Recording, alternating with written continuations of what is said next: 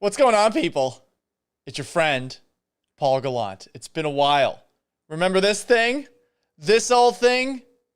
Gallant at Night, the show that we used to run by itself with no other competition, sports talk-wise in Houston, Texas, 7 to 11. It's back. It's essentially just a different way of me doing Ask Gallant anything. But I thought this way, it's not entirely hinging upon the questions that you guys are going to ask. It's going to be something where we talk about more than just the Seattle Seahawks. So this is sort of my escape, my journey back towards talking about pretty much whatever I want. I love working at 710 ESPN Seattle, but lots of Seahawks talk. So this is the outlet, especially during football season. And I want to start talking about something that I have talked about a lot over the course of my radio career, something that has always frustrated me. The existence of James Harden. I know that sounds a little harsh, doesn't it? I've seen all of these James Harden stories over the last couple of weeks, and I figure this is the perfect platform to talk about my least favorite player in the NBA, a guy who made the NBA team that I used to cover, the Houston Rockets, relevant, which was cool, and yet made me dislike watching them. Weird dynamic.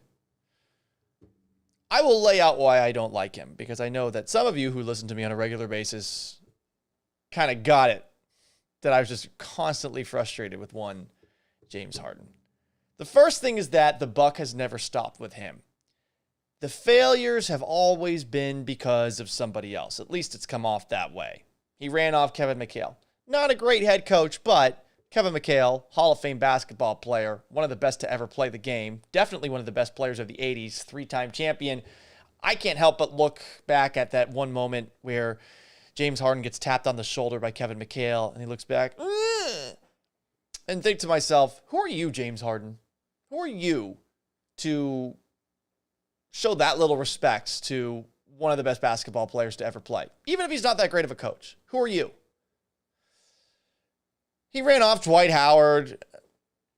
Dwight Howard's annoying. I get it. But to that point in his career, Dwight Howard had had just as much success in the playoffs as James Harden.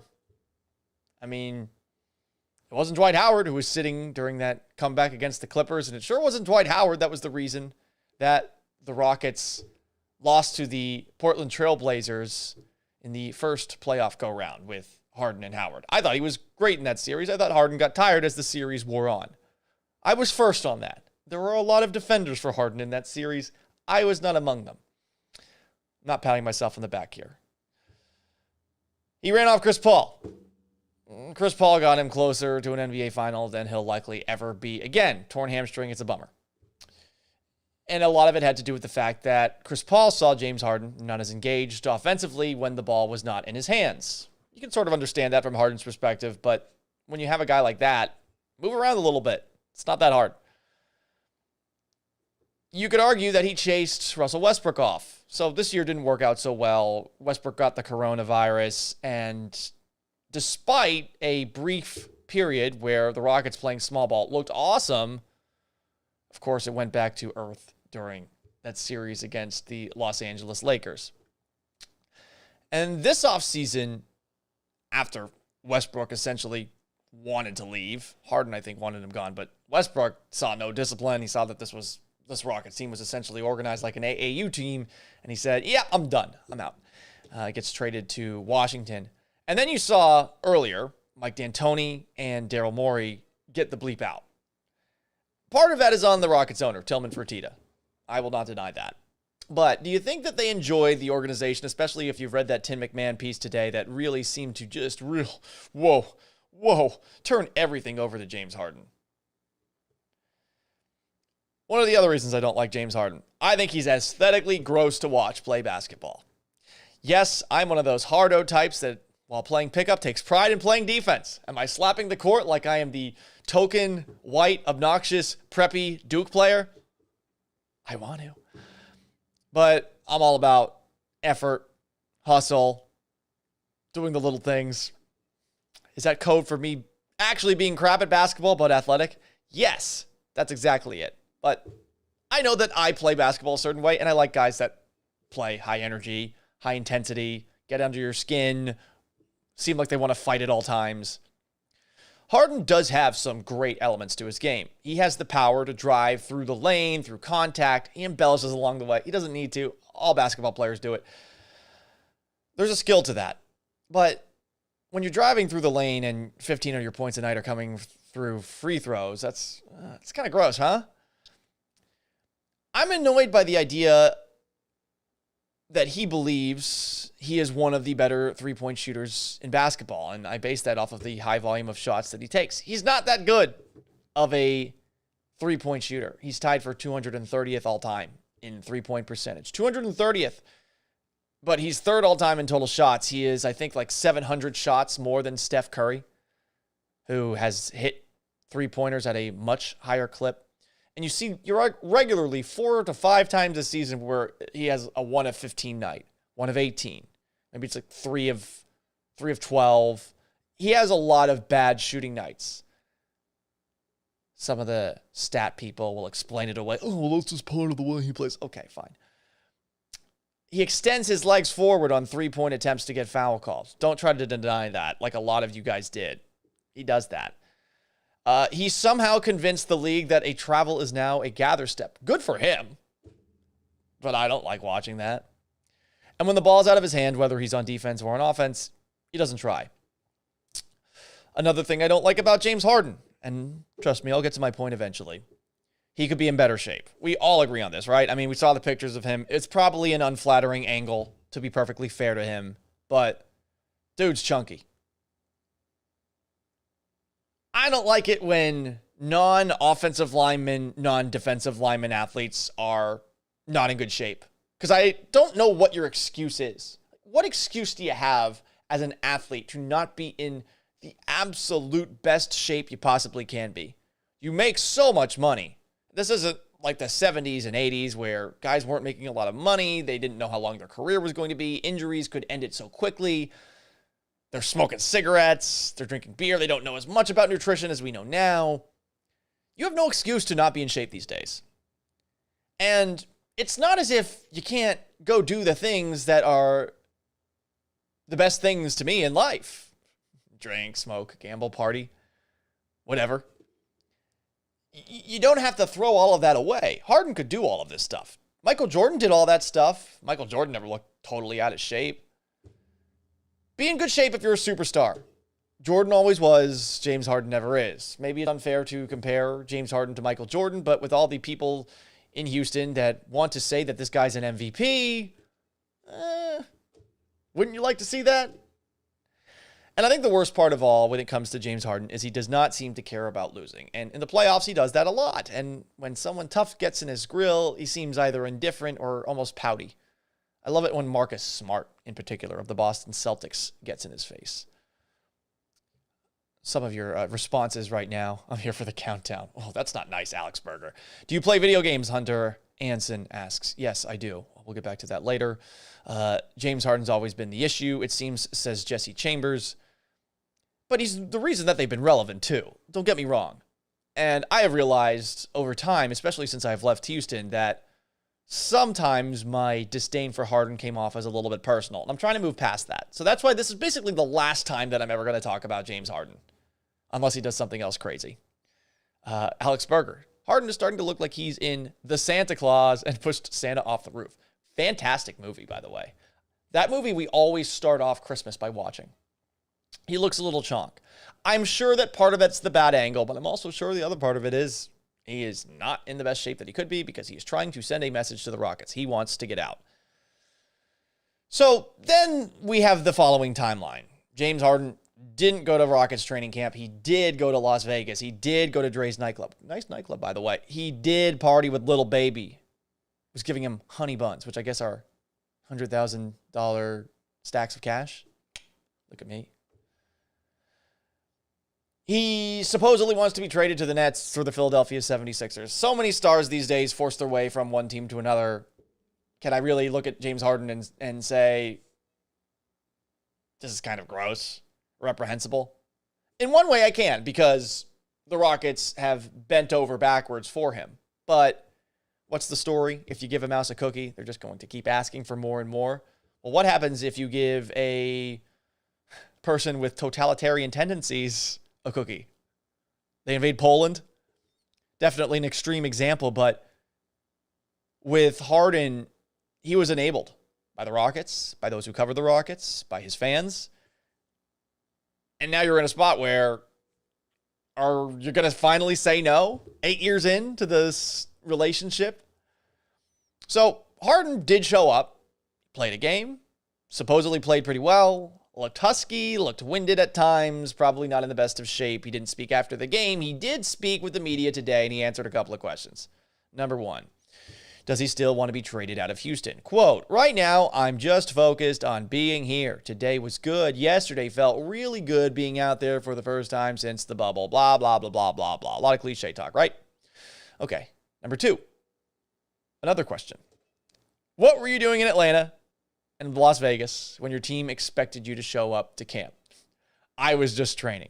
It's a funny response. I know some people might put up the GIF of James Harden looking at that reporter with the and then like moves off to the side. So indifferent, so cool. That's a funny answer. I mean, he knows what he's doing here. He's pressed by, I believe, Tim McMahon of ESPN, who wrote that piece. He responds when asked what he was training for, the start of the NBA season. And when asked why he couldn't do that in Houston with the rest of his teammates, just my personal trainers. It's really funny. I mean, Kyrie Irving had a point. We are kind of pawns when it comes to covering this sport. We just got to go out there and ask questions and get BS responses and know that we just have to sort of sit there. And if we are someone who covers a team on a local beat, you can't really be too pushy with the questions you ask. You almost have to wait for the national guys to ask those tough questions because you might end up losing your access along the way. Things are changing. GIF is not a GIF. I don't care. I like to say GIF. So here we are with James Harden, and it seems like it's a matter of time before a divorce happens, even though the Rockets have him under contract, and it would be really hilarious to just keep him under contract and not trade him. There actually are some things that I like about James Harden, by the way. He does not give a bleep about how he's perceived. That's pretty awesome. I wish I was that way. I think when it comes to the text lines, whether in Houston or here in Seattle, you get a lot of things like, go die, you're the worst, you're terrible, I can't believe we hired you, blah, blah, blah, blah, blah, blah. That stuff you get desensitized to. It's really the people that have the really well thought out critiques of you that get under your skin. You read them and you think to yourself, oh, well, I actually could be better at this. And I'm someone who's very, very self-critical, constantly second-guessing myself. So a couple of negative opinions, especially from people that I care about, that is something that really sticks with me. Harden doesn't care about that at all, clearly. And I think that there is a level of respect that is deserved for someone that actually has that ability to just tone out all of the noise. He is completely disliked nationally when it comes to basketball fans. And I think that Rockets fans are finally starting to see him in the same lens that I saw him through. I like that he can take multiple days off, fly somewhere else and party, play the next game and play 40 minutes. It's pretty durable. And for my friends in Houston who know that I like to go out, I respect somebody that can go play hard out and about and then play hard on the court basically the next night. Especially now that I'm 31 and I realize that some hangovers are a little bit difficult to get through. But I want to know why you guys like him or why you guys have liked him, because this to me has always been tough. I get it. You're from Houston. He's wearing the Houston jersey. But he sure embarrasses you a lot while he's wearing it. Those playoff spots, when he loses, when he no-shows in the playoffs. Are you proud of him? I mean, he won an MVP. Really good player. Great player, in fact. A lot of other teams would kill to have him. They're not relevant because they don't have a player like him. The Rockets have been relevant since 2012, and before that, they had Kevin Martin and Jeremy Lamb. Goodness gracious. Look where they are now. Well, not in the best of situations, but for a couple of years, things looked groovy until the second round of the playoffs when James Harden got tired. But I've just never understood why there's been the support that there's been for him. And if it's blind loyalty to a player playing for your team, I guess I get that. But this is a town that's actually seen basketball success. It might date some of you. It might predate some of you in that when you saw Hakeem Olajuwon in the back-to-back titles in the middle of the 90s in between Michael Jordan's first three-peat and second three-peat, you guys had a really likable team led by an all-time great player.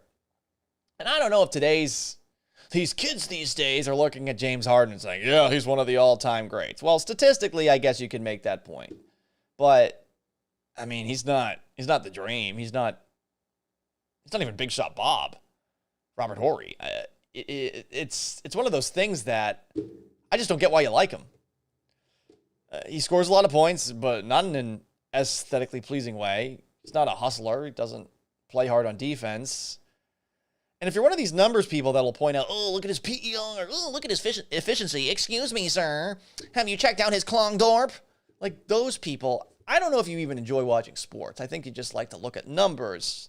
And while you watch sports, you bring these numbers up to make it seem like you know more about sports than you actually do. By the way, not many people know that much about sports. I would include myself too. I just read a bunch of stuff and try to be on top of it as much as I can, and I watch a bunch of sports. Some things I'm right on. I would say most things football, especially the NFL, I'm right on.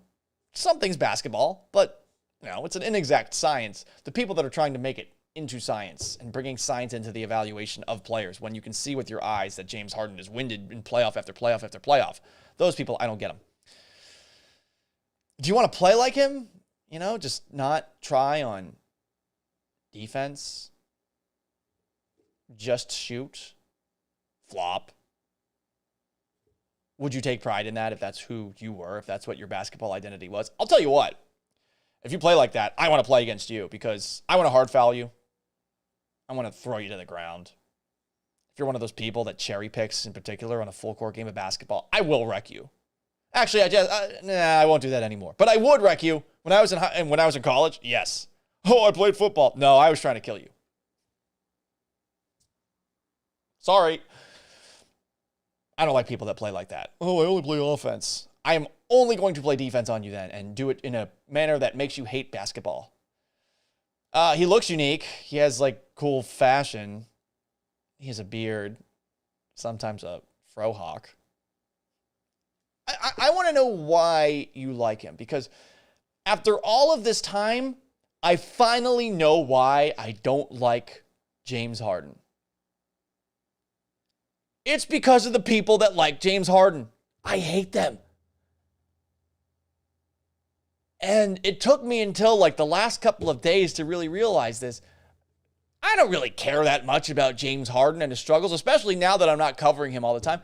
I just hate that people root for him. I can't stand the people that get behind him. You people make all these excuses for Harden. Oh, Kevin McHale's not a good coach. Oh, Dwight Howard's not a really good second fiddle. Oh, well, Chris Paul, he's old. He always gets hurt all the time. Oh, well, Russell Westbrook, he's just not compatible with this team. By the way, he shouldn't have won that MVP the one time that James Harden lost the MVP. That was bogus. Oh, Mike D'Antoni, not a good coach. Oh, Daryl Morey doesn't know what he's doing. These are all the things that I hear consistently from the utmost Harden truthers. And you people stink if that's the constant things that you're saying. And I know it's not a lot of you guys right now. I know it's not a lot of you guys that are in the chat. Because I'm guessing that if you like me, you've tolerated me whining and whining and whining about Harden over the course of my time in Houston. But the people that like him and that still stand by him, what's wrong with you? Seriously, what's wrong with you?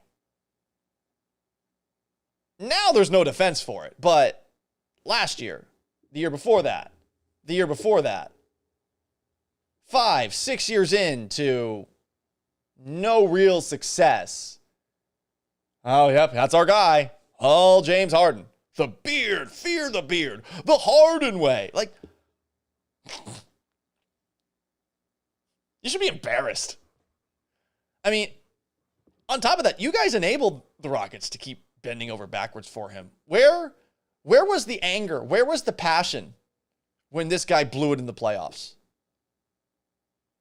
Where was the frustration with the fact that the entire organization was turned over to James Harden, a la LeBron James, except for LeBron James has actually done something in the NBA.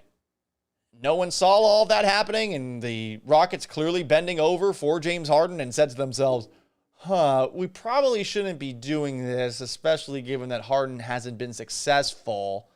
And now all of the juice comes out, but common sense should have told you that this stuff was happening before. And I'm not even going to blame James Harden for that. The Rockets enabled him. You enabled him because you weren't hard on him. I feel like a town that's seen multiple titles in a sport should be hard on players that aren't living up to the standard. I guess you guys were with Tracy McGrady and with Yao Ming, but, I mean, Harden's clearly more unlikable than those guys, right? Oh, but he won the MVP ball and he should have won another one. Go, James Harden, MVP. Oh, all right. You shrug off all the missed three-pointers and tell me that, that's just part of the game. That's part of his game. The math, it all adds up in the end. Okay, what happens if he's 1 of 18? Oh, well, the math adds up in the end. Well, not that night. Nope. And you guys try to spin that to other people. I would say specifically the young people covering the Houston Rockets.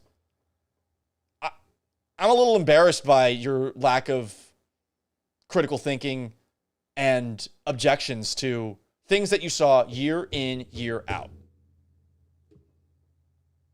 And now Daryl Morey's not there anymore, so you're probably not talking to a lot of people in the organization, and you got a bunch of new guys who have no idea what the heck's going on at coach, at general manager. This is partly on you. You guys were a part of the monster that was created. Please don't tell me he's an all-time great, by the way. Just don't. Sorry. Win titles. Paul, it's about more than titles. There were lots of players in the NBA during the 1990s that didn't win titles. I know, and they were better than James Harden. You shrug off the defense. His post defense is really good. That's all I have to say to that. And a lot of you Harden stans are so obsessed with him winning the MVP. Why? It's like rooting for him to win Employee of the Month. What does that give you? You don't get a title. You don't get a parade out of that. You don't get to look back fondly on the memories of a year where a player wins an MVP. Oh, that was a great season. Really? Was it? Did you really enjoy all 82 games of Harden flopping and shooting threes and being like a 35% shooter and not playing defense? Did you really enjoy all of that? So, really, to boil it all down, my dislike of James Harden was never about James Harden. It was always about you people that like James Harden. And honestly, I would never want to watch a basketball game with half of you. So there you go. It feels so therapeutic to get that off of my chest. You know, when I was in Houston, there were times where I just wanted to basically go on the air and say, Harden is the absolute worst. He's terrible, and nothing good is ever going to happen. And I'm sure that I, in as many words, almost said that, or probably did say that. But not my problem anymore. I feel for you guys, man. It's been a tough year. I love my H-Town people, and I hate sitting back and watching how difficult a sports year this has been. Whether it's the Astros or it's the Rockets or the Texans. I really have a hard time sitting back and watching it all. But I had a harder time dealing with all of you James Harden sycophants. I didn't get you. I did not get you. Okay, let's get to some of your questions. Scuba-doop-doo-wop. Ask Gallant anything time. I'm looking through the chats right now. I'm a very slow reader. Hunter asked, do you play video games? Yes, but I have a problem when I play video games.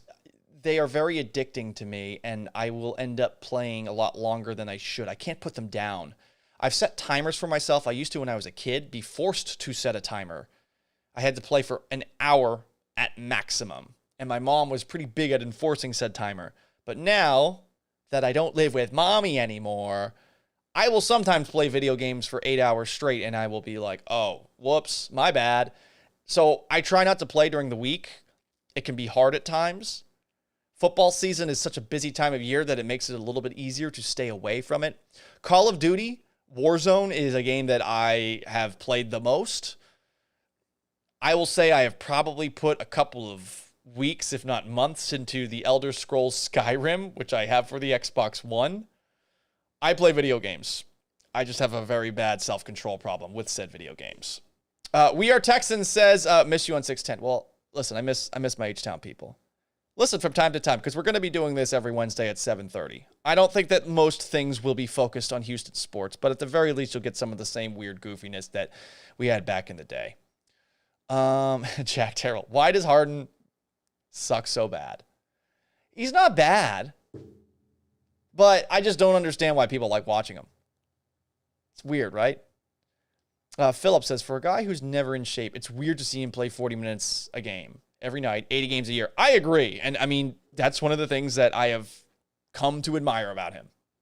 That's hard. That's not easy to do. The guy goes out and parties, but you would imagine maybe if he works out a little bit harder, maybe if he works out a little bit harder during the offseason, just maybe he's going to have a little more stamina come second round of the playoffs, which is where it always seems like he hits a wall. Deshaun Watson era. Rockets getting Ben Simmons would be a win, to be honest. Yes, it would. If you get anything in exchange for James Harden right now, that's what happens. Christopher says, Texas, thanks for giving us Paul. He kills it at 7:10. Well, I appreciate that. I appreciate you listening to Danny and Gallant or the Paul Gallant Show, 10 to 11. Marty Moore throwing up some H-Town signals. Paulie G, what's up, Marty Moore? Deshaun Watson era. No too many choke jobs. I was done after the Golden State series when Kevin Durant got hurt. Yeah, that one. Forgot about that one. My goodness. Ability shouldn't warrant respect, says Alex Berger, only when you use it with leadership to raise others around you. I do think Harden has raised some around him, but he is not raised. Here's the problem. He has been able to turn guys like Daniel House, PJ Tucker, insert guys that can stand outside on the perimeter. He takes attention away from them. They can sit outside the three-point line, shoot those threes, and actually end up looking statistically better in Houston than anywhere else. But that's the regular season. The playoffs, it's just different. That always has been different. And that style that he plays, it's as if he forgets over the 82-game slate that he's going to have to do things in a different way in the playoffs. And honestly, the idea of load management for a guy like James Harden, it's not the worst idea in the world, as much as people hate that. Philip, think Harden is realizing he has shelf life. He isn't handling this in the most professional manner. Man, I don't think Harden cares. I don't know. I don't think he thinks he has shelf life either. I think he realizes that he is going to be able to make money wherever he is, and that the best way for him to get a championship is no longer in Houston because they did everything that they possibly could to give him a championship. I don't think that's about shelf life, though. I feel like he thinks he's going to be able to play at this level for a while. But you do have to wonder as he gets older and older if that's going to continue to be the case. Space City 2011. I absolutely love Horry, but his regular season contributions weren't very big. No, they were minuscule. I'm just saying, Horry did things in the playoffs. Deshaun Watson era. You was wrong on Jimmy G. LOL. Yeah, I know. For those who don't know, for those in Seattle, I was a huge Jimmy Garoppolo truther. He was good for a game and a half with the New England Patriots, and I thought I had seen the light. I think that injuries have been a big factor with him, his confidence, but what I have learned over the last couple of years is that you can't use a sample of games or even a year to determine that a quarterback is good. You can have a gut feeling about it, but Carson Wentz, we have not seen Carson Wentz in a Carson Wentz manner playing the way that we used to see Carson Wentz play since 2017. And with Jimmy Garoppolo, we have not seen Garoppolo play the way that he did when filling in for Tom Brady when he was suspended since, when was that? Was that 2017? 2016? Goodness, that was a long time ago. What else do we have here? A lot of comments about Harden. Yeah, I'm done. I'm done with Harden. That was my therapy. This was my therapeutic session. And the realization that I don't even have a problem with Harden. I just hate all the Harden stans. You guys stink. And I don't think many of you guys are here right now because you're probably upset.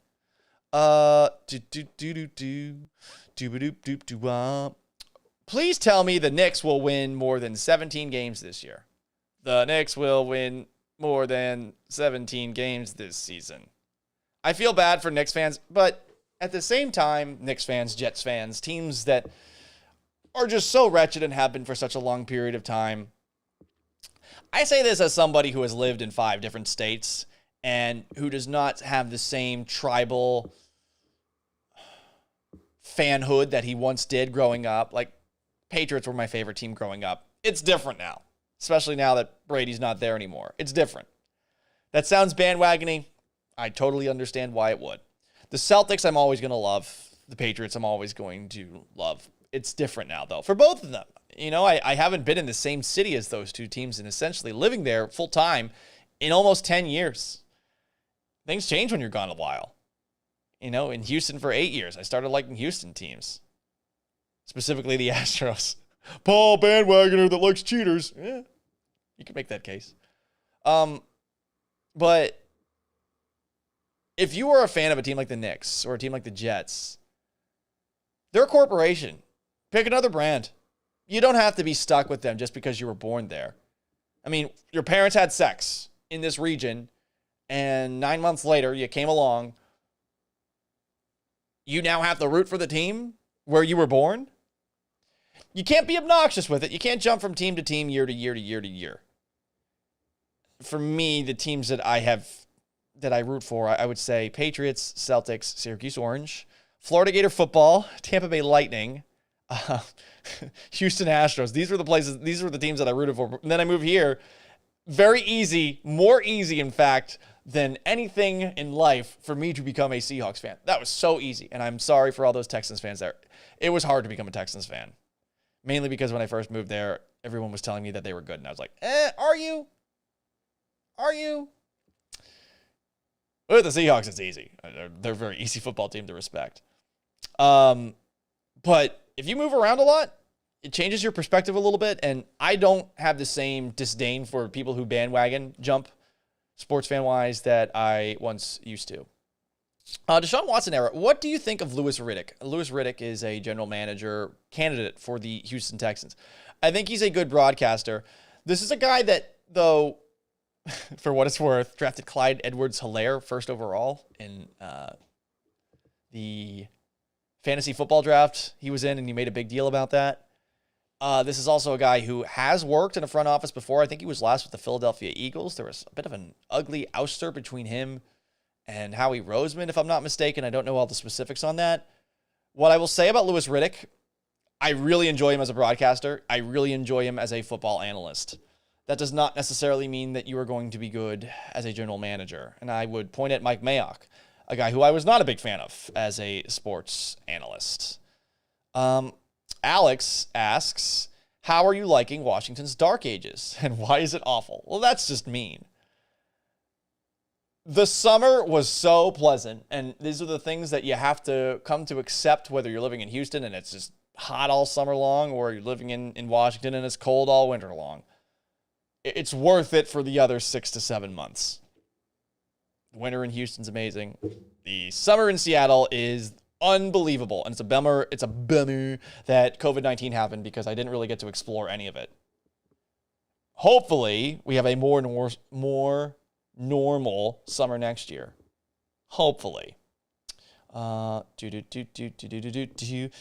Miss you in Houston, bro. You leave Houston and all the franchises are in shambles. Not my fault. Not my fault, Alberto. Laporta. I don't understand the Boston love. Doesn't it get boring? And aren't all the people there jerks? That's a good question. It never got boring with the Patriots. Never. Not for a second. I mean, the last one, I didn't think they had the ability to win that last one. And there also was a period where you felt like they needed to be good because there's this constant like dislike that people would have for you. I remember being on a dating app once and someone finding out I was a Patriots fan and thinking that I'm like this deplorable political figure who's apparently like a Nazi because I root for the Patriots because of all like the Trump ties. And I am so apolitical now. I hate both parties. I hate everything. When that happened, though, I just remember thinking to myself, wow, people hate Patriot fans just for existing. I get it, though. There's the cheating and all of that. I will agree that some people there are jerks. Patriot fans are the worst, especially in Boston. And when you leave, you see it more than you did when you were there. Because when you were there, you're part of the tribalism. And you're part of being a bit of a jerk to other fan bases. I enjoyed, though, rooting for all those Boston sports teams because it gives you this sense of arrogance as a sports fan, like you know better than other franchises and other people covering sport because you got to see the highest level of success. And I'll be honest, there have been times in the past where some of my opinions might have been smelling heavily of that idea. Well, I root for these teams, so I know more than you. I've seen real football, Mr. Person who played football. And that gets tiresome. So, yeah, I can see why people don't like them. But I like to think that I'm a level-headed, keeping as quiet as I possibly can about them, fan of that team. Less so with the Celtics because there's no basketball team here, unfortunately. There are the Washington Huskies. I believe they're playing right now, so I'm about to go watch them. I think they're playing like Montana. That's like the only basketball I get, and unfortunately, they sucked last year. They were awful, and they haven't been very good to start off this year. They might even be worse, which is a bummer.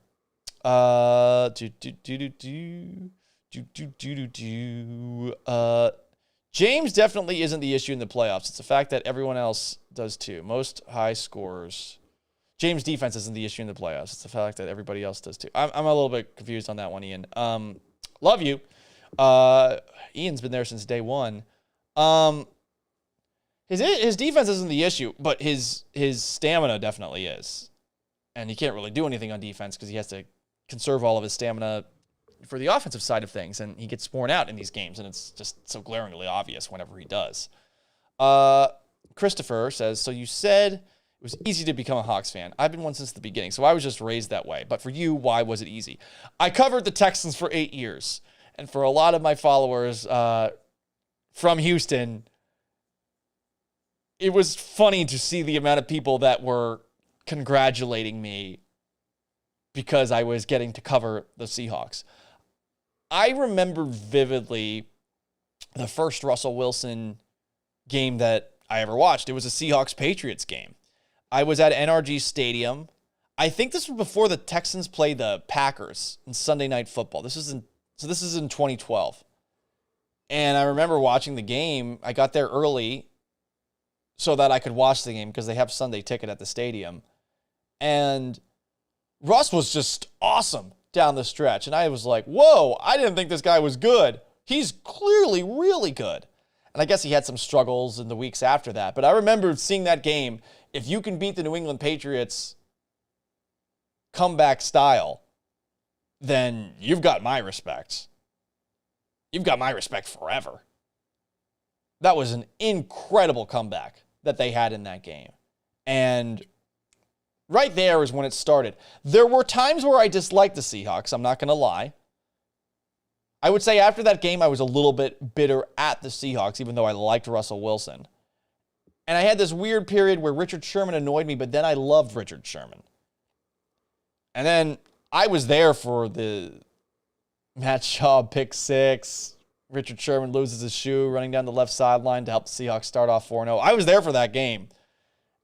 And it felt like that's where the Seahawks just took off and never looked back. And that's probably the last point where the Texans were considered a team that maybe had legitimate Super Bowl aspirations, because I know this entire Bill O'Brien era, there's been this idea of, well, they're good, but it's just a matter of what happens when you get out of playing all those AFC South teams. So, long answer in a nutshell. Having seen and covered the Texans dealt with some of their BS, any team that has been consistently in the playoffs but also has won a Super Bowl, I was going to respect them pretty much no matter what. This team happened to have a good quarterback. The head coach, who was the coach of the Patriots for the first football game that I ever went to, Pete Carroll, it was very easy. And I'll be honest, they have been extremely kind to me, much more so than the Texans were. So, it is what it is. Captain Rex, are you going to do a show with Evan Hill again? Yes, we will. And I apologize for no getting to know Seahawks Twitter last week. Basically, I had this really awful case of acid reflux, and I felt like crap. I thought I had COVID, and I went and got tested on Friday, and I got my test back on Saturday, and it was negative. So I've been tested twice in the last month, and it's been negative both times. First time I did it because I was traveling. I had been traveling, and I came back home from both, don't hate me, Texas and Florida. And somehow I stayed as safe as I possibly could, wore masks, all that stuff. Somehow got back safe. And this last week, I just felt awful. I don't know if I had some sort of bug or what, but it was weird. I was eating food and just like puking back up acid. It was gross. My esophagus kind of felt like crap. It was bad. It was bad. So I apologize for not having one last week. You're welcome for all the details that were probably totally unnecessary. Marty, remember when O'Brien asked you why you were wearing a Syracuse jacket? I do. I do remember that. And then he's like, oh, that's a good school. It's weird. We had a weird relationship. I don't dislike O'Brien in the way that some of you guys do, but I also understand why some of you guys dislike him. We had a friendly relationship. We talked from time to time off the air. I hope he finds another job elsewhere, but he's got to work. He's got to work on the temper. Said that last time I talked about him. Okay, this has been very Houston heavy. I appreciate you guys tuning in every single Wednesday at about 7:30 Pacific time, 9:30 Central time. I'll be doing this again. We will be talking more than just the Seattle Seahawks, but we will also be talking more than Houston sports. I want to make this my avenue for talking about national sports topics, a little more basketball, football outside of Seattle and outside of Houston, TV shows I like The Mandalorian. I have 2 episodes that I need to talk to you guys about. The last one was awesome. I love Bill Burr. I'll leave it at that. He delivered the most satisfying moment in the show thus far. But I appreciate you guys tuning in on this Wednesday night. For those who do live in Seattle and want to hear me talk about the Seattle Seahawks tomorrow, it'll be Danny and me tomorrow morning at 7. Danny and Gallant is 7 to 10 every single morning, Pacific time. And then after that, it's just me, 10 to 11. The Paul Gallant Show. We got 2 more shows before we take a look ahead to Seattle taking on the Washington football team. That's going to be a tougher game than you would expect. But as I've said already, thank you so much for tuning in. We will be back at it next Wednesday around 7:30. I'll try to get it started right on time. Until then, so long, farewell, and have yourselves a wonderful Wednesday night.